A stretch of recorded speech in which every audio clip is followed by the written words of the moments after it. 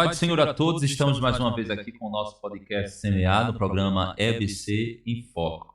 É uma satisfação muito grande estar aqui, mais uma vez, para juntos estarmos comentando de uma lição tão boa, tão maravilhosa, a lição de número 12, que tem por título O Caráter Missionário da Igreja de Jerusalém. Pastor Marcílio, é um prazer.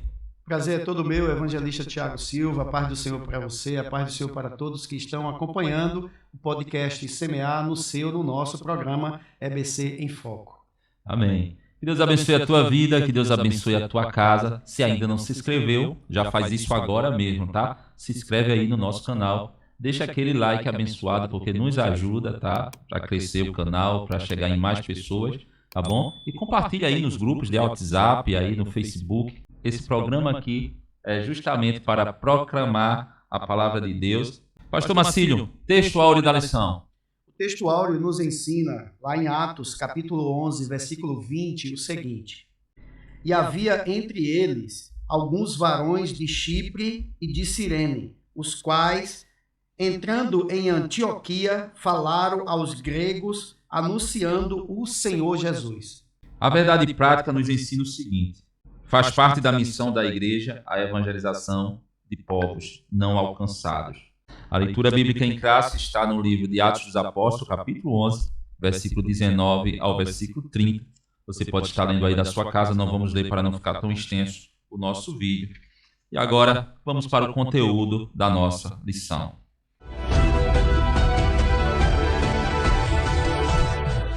Antes de iniciarmos no primeiro ponto da nossa lição, nós precisamos falar da palavra-chave. Pastor Marcílio, a palavra-chave hoje é missão. Missão, ação de enviar. É o cumprimento, né, de atividades previamente estabelecidas, né? Ou seja, quando a gente nos depara o ide por todo mundo, pregar o evangelho a toda criatura. Então, missão é uma tarefa a ser cumprida, é uma tarefa que precisa ser realizada por alguém, né? Então, como também executada. É você ser incumbido de algo. Isso é missão. É um estabelecimento de alguém que entrega a outra pessoa uma ação. Muito bem, pastor Marcílio. E hoje a gente vai estudar nessa lição. E a gente vai ver aqui, né, como foi relevante, né, para a igreja quando saiu ali de Jerusalém, né, e levou a palavra de Cristo aos gentios. A gente vai ver aqui, vai falar aqui da cidade de Antioquia, né? A igreja dava seu primeiro salto na missão transcultural. E nessa lição a gente vai estudar sobre como o ID de Jesus é levado a sério por um grupo de cristãos refugiados. Então a gente falou também em uma dessas lições passadas sobre Estevão, né? E a gente vai ver que esses crentes, mesmo sendo leigos, não tinham tanto estudo, mas eles possuíam uma forte consciência missionária, não é? Justamente, evangelista Tiago, né? Nós vamos observar aqui nesta lição, né, que a verdade prática nos ensina algo extraordinário, né? Ou seja, lá na janela 10x40, nos paralelos, né, 10x40, é uma área geográfica que tem abrangência, né, do norte da África até o Oriente Médio, como também da Ásia. É um local muito alcançado, né, pelo Evangelho, onde temos muitos missionários na janela 10x40 e estão evangelizando, pregando, assim como os discípulos, né, Filipe, né, como também na casa de Cornélio, muitos também levaram a palavra, e agora o Evangelho está chegando além fronteiras, né, que é em Antioquia, aos gentios. Então, nós observamos aqui que depois da morte de Estevão, né, o povo foram dispersos devido à perseguição, e eles caminharam, né, até a Fenícia, até a ilha, né, a ilha de Chipre, que era uma ilha antiga, né, da província romana, e de Chipre também chegou até a Antioquia. Essa Antioquia aqui é justamente a Antioquia da Síria, né, que hoje, atualmente, a Síria tem a capital Damasco. Então, na época do Império Romano, né, Antioquia, ela era a capital da Síria, né? Hoje, Antioquia ela é conhecida como Antáquia, né, localizada ali na Turquia. Antioquia foi um importante centro político, religioso, como também um centro comercial, né, no mundo antigo, ali durante o reinado do Império Romano, né? Muito bem, pastor Marcílio. Agora vamos entrar para o primeiro ponto da nossa lição, uma igreja com consciência missionária. Havia uma consciência, pastor Marcílio, missionária na igreja. Eles sabiam, estavam certos que eles precisavam sair das fronteiras, sair das quatro paredes para levar este evangelho. Então, justamente, a gente vai estudar aqui sobre o evangelho para além das fronteiras de Israel, cristãos dispersados, mas conscientes de sua missão, e cristãos leigos, mais capacitados pelo Espírito Santo. E aqui o primeiro subponto, a gente vai ver que vai narrar o início da perseguição em Jerusalém, que gerou a dispersão cristã. A gente, se for olhar pelo lado negativo, foi ruim, né? Mas houve um lado positivo aí, que fizeram com que os cristãos saíssem, né, das quatro paredes, saíssem para conhecer novos lugares e, assim, também levar o evangelho. Eles foram para a Líbia, né? A Líbia, ali em Cirene, como diz o versículo 20 aqui, ó. E havia entre eles alguns varões de Chipre, como nós já comentamos, né? Chipre, aquela ilha, né, que foi da antiga província romana, e também de Cirenes, ali na Líbia, na Grécia. Então, aquela parte ali da Grécia que fica ao oeste, né? Ou seja, ao oeste de Israel, né? Então, como também a Líbia e a Síria. A Líbia aqui embaixo e a Síria mais em cima, né? E a Turquia.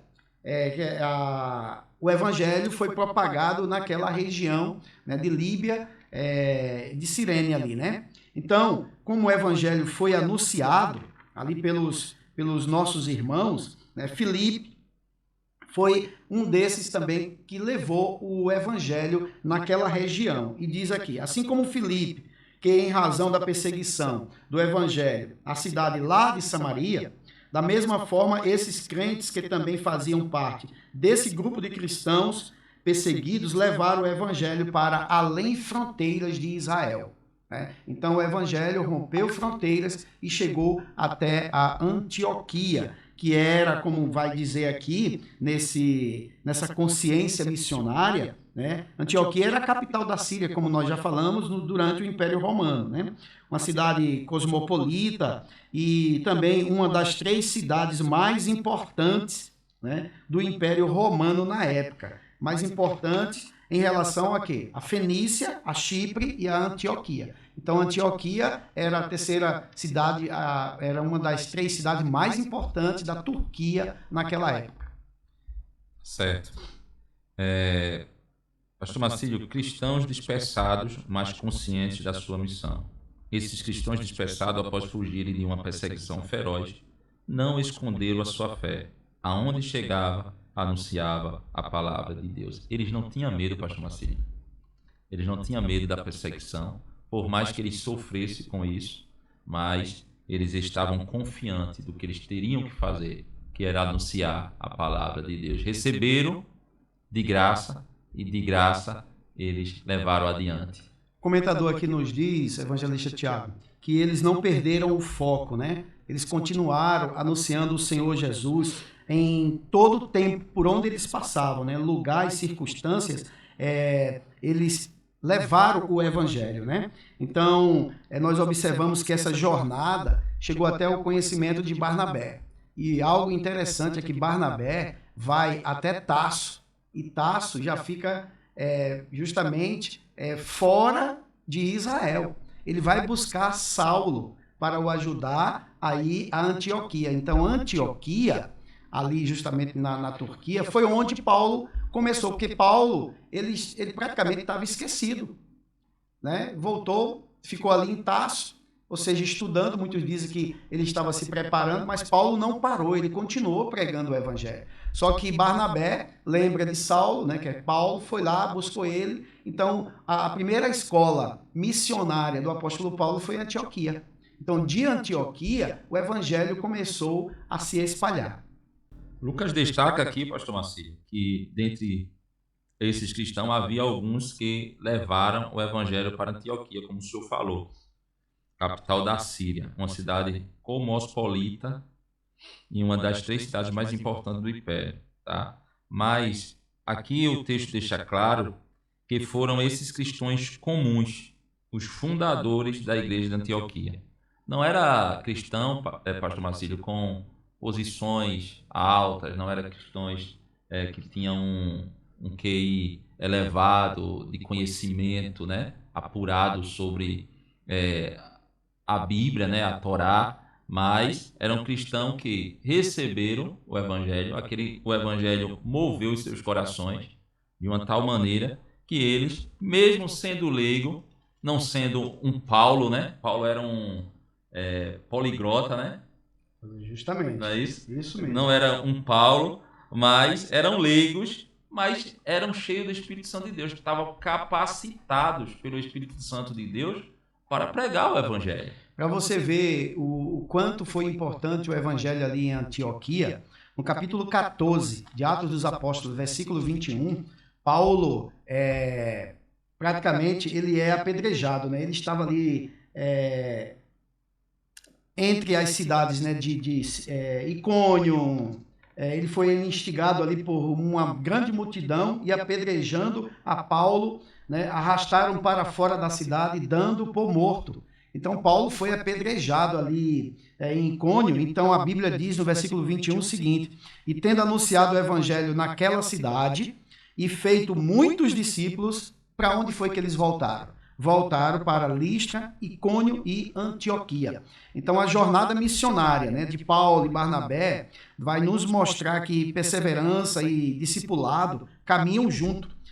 Mesmo após enfrentar perseguições, eles retornaram às cidades onde haviam sido rejeitados. Então, a primeira viagem missionária, depois acontece a segunda viagem missionária do apóstolo Paulo, e eles passaram novamente ali. Na primeira viagem, Paulo vai a Chipre, né, vai a Listra, vai a Icônio. Então, ele sofreu perseguições, mas não deixou de levar a palavra de Deus. Então, e além de levar a palavra de Deus, formar discípulos. Porque na nossa leitura bíblica em classe aqui, no versículo 26, nos diz que e sucedeu que todo um ano se reuniram naquela igreja e ensinaram muita gente. Em Antioquia, foram os discípulos pela primeira vez chamados de cristãos, né? Então, eles foram chamados de cristãos justamente onde? Em Antioquia. Então, eles formaram uma escola de discipulado ali. Paulo, Barnabé ficou ali um ano discipulando,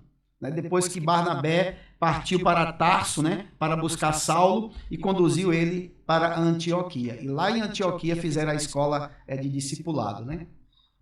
O comentarista destaca aqui que eles eram cristãos anônimos e leigos, pastor Marcílio. Atos capítulo 3, versículo 1 e 4 diz assim, ó, a comunidade em Antioquia era abençoada com um grande número de profetas. Tinha profetas lá, tá? Pregadores e mestres. Barnabé, Simão, também chamado de Negro, Lúcio de Cirene, Manaém, conselheiro do rei Herodes, Saulo, um dia, enquanto adorava a Deus, também estavam jejuando, enquanto esperavam por orientação. O Espírito Santo disse, comissionei Barnabé e Saulo para a obra que determinei que fizesse. Eles obedeceram naquele ambiente de fervor, obediência, jejum e oração. Impuseram as mãos sobre os 2 homens e os despediram, guiados pelo Espírito Santo na nova tarefa, Barnabé e Saulo. Quer dizer, havia, né, uma orientação do Espírito Santo, pastor Marcílio. Graças a Deus, né? Então, a igreja, ela continua, né, com essa consciência missionária. Hoje em dia, com muita dificuldade, porém, o ID de Jesus está sendo levado e muitas pessoas estão recebendo a palavra de Deus e reconhecendo, né, Jesus como suficiente, Salvador e Senhor das suas vidas. Não era o ofício ou cargo, mas a capacitação do Senhor, o comentarista colocou aqui. Eita, tá muito boa a lição. Glória a Deus. Vamos agora para o segundo ponto da nossa lição. com visão transcultural. Que visão é essa, pastor Marcílio? Pois bem, aqui fala dessa cultura grega, aqui os helenistas, né? Os gregos de fala, os judeus de fala gregas, né? A Bíblia nos conta que alguns cristãos que tinham sido espalhados pelo mundo chegaram a Antioquia, falaram aos gregos, né? Essa expressão, falaram aos gregos, é muito importante, pois, de acordo com os estudiosos, vai explicar que esse foi o primeiro momento em que cristãos judeus falaram de Jesus para pessoas que não eram judias, não? Adoravam outros deuses e não seguiam o judaísmo. Isso vai mostrar, evangelista Tiago, que a igreja começou a levar a mensagem de Jesus para além das fronteiras palestinas. Então, o evangelho, né, rompeu as cercas e, graças a Deus, né, chegou até nós também. Então, aqui nós observamos que essa cultura grega foi importante, né, entre os judeus, porque,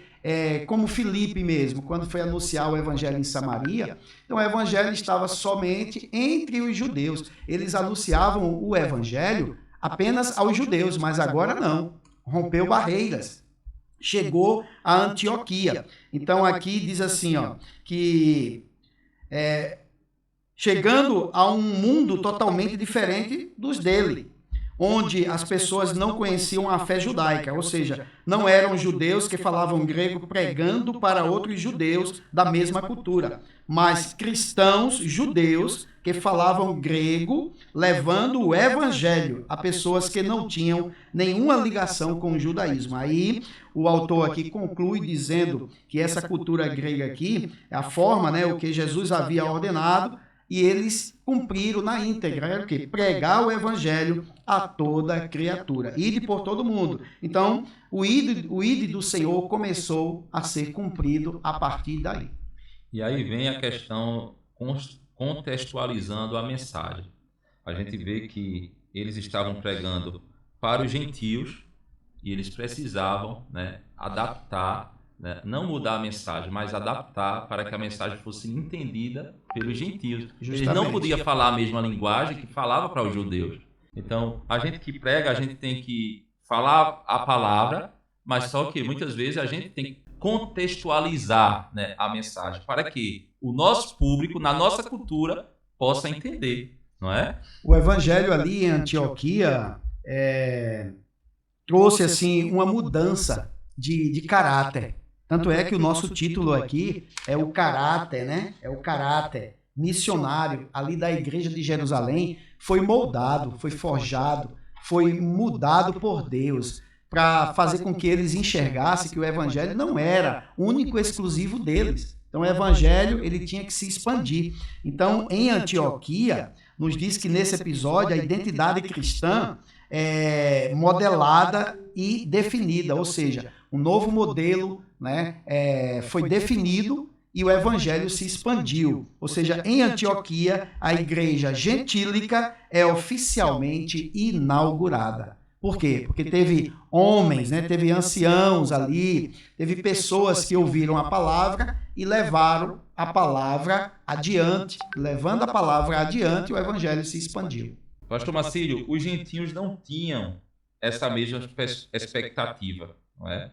Além disso, o comentarista diz aqui, ó, que além disso, esses cristãos também não mencionam os costumes judaicos. Por quê? Porque não ia fazer sentido para eles, os costumes judaicos. Como a circuncisão que Estevão citou em seu discurso. Porque isso não fazia parte da cultura do gentio. Era outra cultura, pastor Marcílio. Justamente, aqui ele conclui dizendo que em vez, né, de enfatizar que Jesus era o Messias, como é que ele levava o evangelho, né? Eles destacavam que Jesus era o Senhor. Então, mesmo mostrando Jesus como Senhor, como Salvador, Jesus nunca deixou de ser o Messias, né? Porque o Messias no costume judaico e Senhor no costume gentílico. Aí ele conclui dizendo aqui que eles estavam dizendo que os pagãos precisavam deixar seus falsos deuses e se voltar para o único e verdadeiro Senhor. Aí esse Senhor o Messias, né? Dessa forma, sem comprometer a verdade da mensagem, o evangelho ele foi espalhado, né? E alcançando diferentes culturas. Então, o evangelho agora deixa de ser apenas o evangelho dos judeus para ser também o evangelho do povo gentílico. Amém. Amém. Terceiro ponto da lição, uma igreja que forma discípulos. A base do discipulado, denominados de cristão e identidade cristã. Ao ser informado de que o evangelho havia chegado a Antioquia, a partir de Jerusalém, os apóstolos enviaram Barnabé para lá. Chegando ali, Barnabé viu uma igreja viva, cheia da graça de Deus. Como homem de bem e cheio do Espírito Santo, Barnabé os encorajou na fé. Eu imagino, pastor Marcílio, Barnabé chegando e encontrando nessa igreja viva.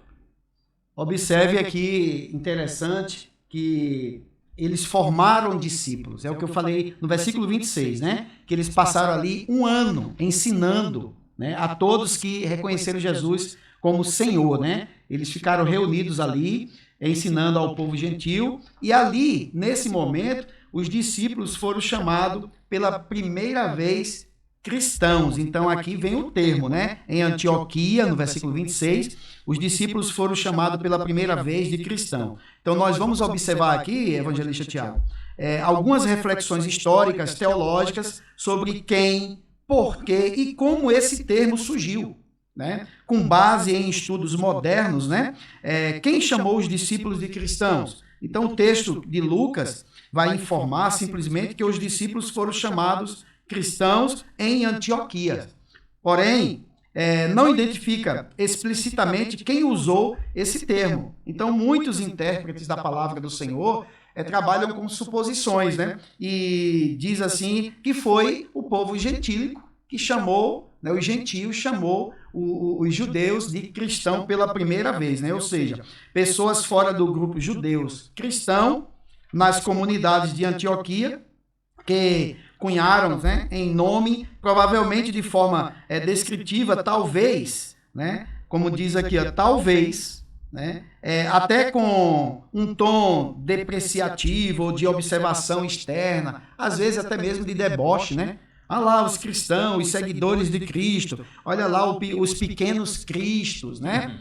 Estão lá anunciando esse evangelho. Então a hipótese de que foi algo com o povo de Antioquia, ou pessoas da cidade ali, né, da Turquia, né, de Antioquia, que testemunharam o estilo de vida de todos aqueles que estavam seguindo a Cristo. Por isso que eles receberam o nome de cristãos, né? Ou seja, o comentador aqui, esse posicionamento aqui de estudioso, afirma que esse nome não foi dado nem pelos judeus e nem pelos gentios que aceitaram a fé. Foi por pessoas que observavam a vida deles, né? Então, concluindo aqui, né, diz o seguinte, aberta essa distintiva e passaram a identificá-lo, né, pelo que eles pregavam, Cristo, que foi uma teoria bastante aceita. Isso nos mostra, pastor Marcílio, que, como até o comentarista fez aqui, não basta apenas ganhar alma, é preciso discipular. É preciso ensinar. É o estabelecimento, né? Então, o novo convertido, ele precisa compreender e entender aquilo que ele aceitou.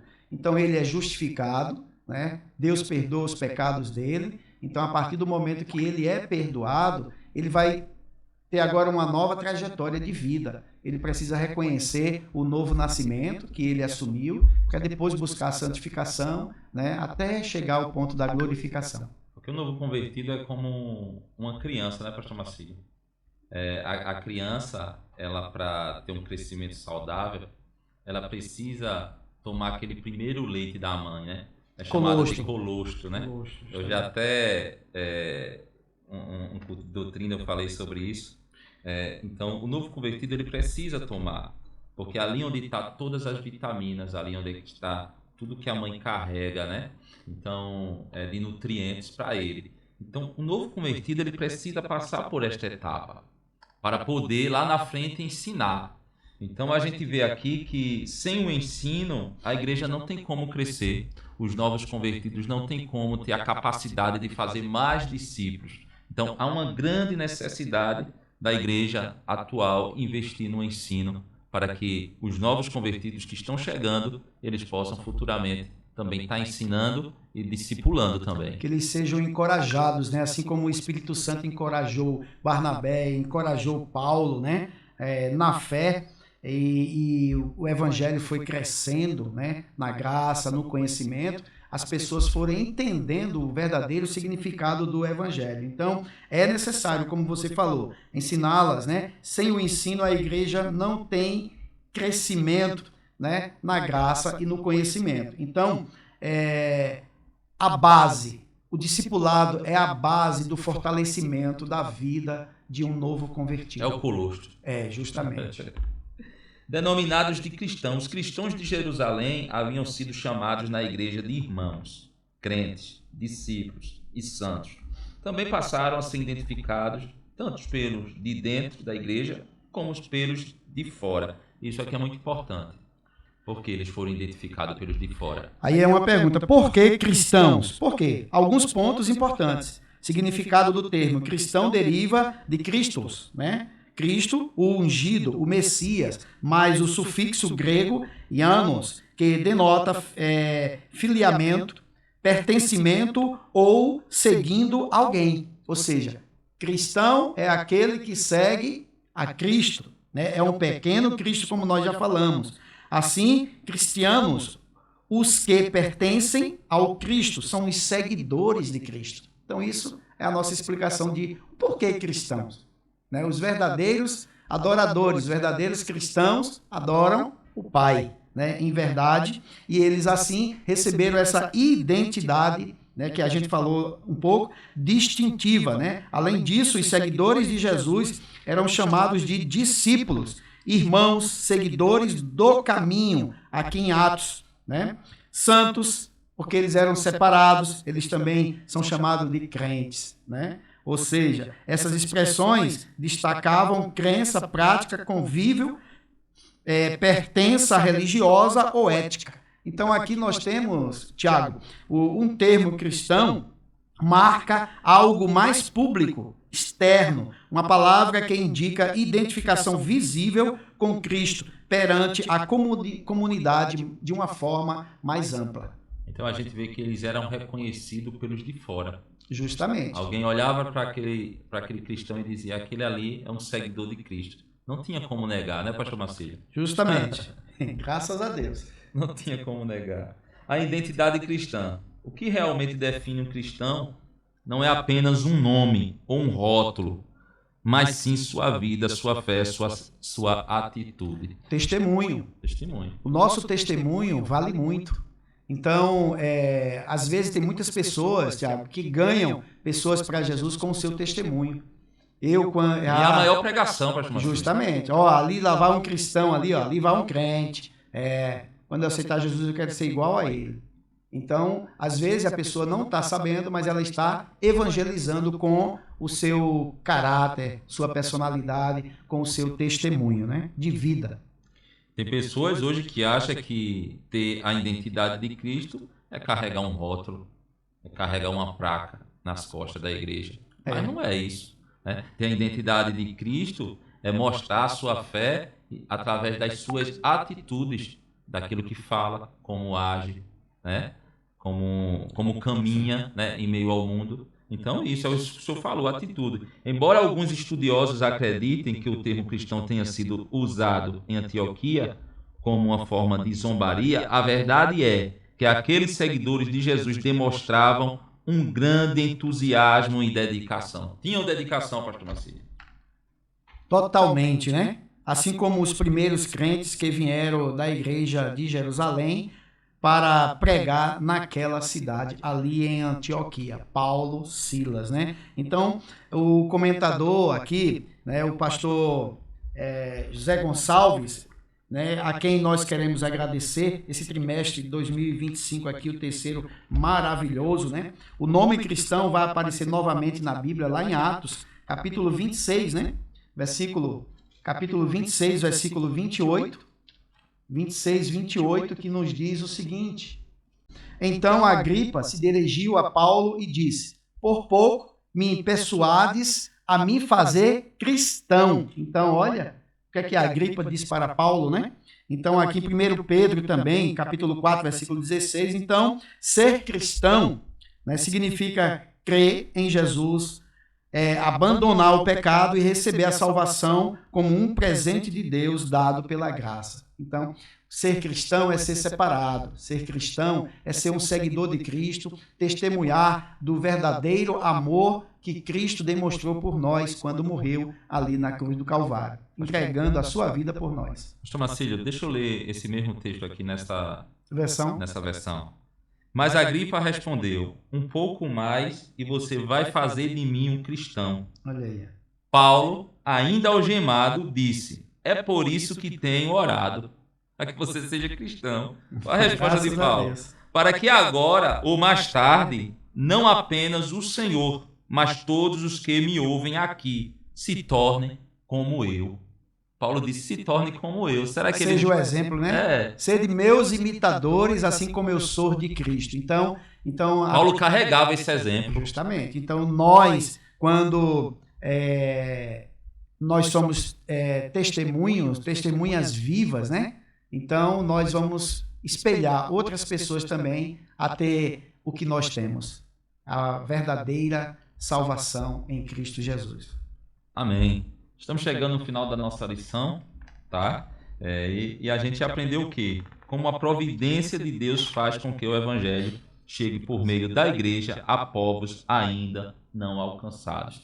Se existem povos ainda que não foi alcançado pelo Evangelho, nós vamos fazer com que esse Evangelho chegue lá, tá bom? Você pode fazer isso. A gente vai fazer isso. Então tá aí as mídias sociais que estão ajudando também nessa propagação, tá? E nós estamos aqui, tem os missionários, né, que estão aí nos campos fazendo essa propagação, e nós iremos fazer isso para que o Evangelho chegue em todo lugar no mundo. E assim as igrejas vão sendo solidificadas, igreja como corpo de Cristo, né? Não como paredes, mas como corpo de Cristo. A igreja ela vai sendo tendo princípios, né, regras, né? Então, através desses princípios, dessas regras, desses estabelecimentos, a igreja vai se fortalecendo. Então, na nossa próxima aula, nós teremos, né, a Assembleia de Jerusalém, que é a lição de número 13, né? Fechando, né, este trimestre maravilhoso sobre a igreja em Jerusalém, a igreja modelo. Então, você é o nosso convidado para estar assistindo a próxima aula, tá bom? Claro, não deixe de assistir essa completamente, tá bom? Vai sair um pouco tarde o vídeo, porque tivemos alguns contratempos, mas gravamos, Deus nos ajudou e tá aí, né, esta lição maravilhosa. Portanto, Deus abençoe a tua vida. Pastor Marcílio, muito obrigado. Estamos sempre aqui em nome de Jesus, eu que agradeço, Tiago. Amém. Como de costume, iremos encerrar com uma oração. Querido eterno Deus, maravilhoso Pai, obrigado, Senhor, por mais uma lição, mais um trimestre, Pai, que está terminando. Obrigado por tudo aquilo que nós temos aprendido da Tua parte, juntamente com todos os ouvintes que nos escutam. Eu peço uma bênção especial para cada vida de cada ouvinte, Senhor, a cada um que sempre está nos ouvindo, sempre está nos escutando este programa, EBC em Foco, no podcast Semear. Pai, ajuda Teu filho, Pastor Marcílio, que toda vez estar aqui comigo nesta missão. Pai, continua nos ajudando, nos dando força para que a gente prossiga e que a gente possa, Senhor, fazer o Teu ID, como aprendemos aqui, anunciando o Evangelho a todo o mundo. Pai querido, nós Te agradecemos por tudo, em nome de Jesus. Amém. Que a graça de nosso Senhor e Salvador Jesus Cristo, o grande amor do nosso Deus Pai, a comunhão e as consolações do querido Espírito Santo permaneça em nossas vidas hoje e sempre. Amém.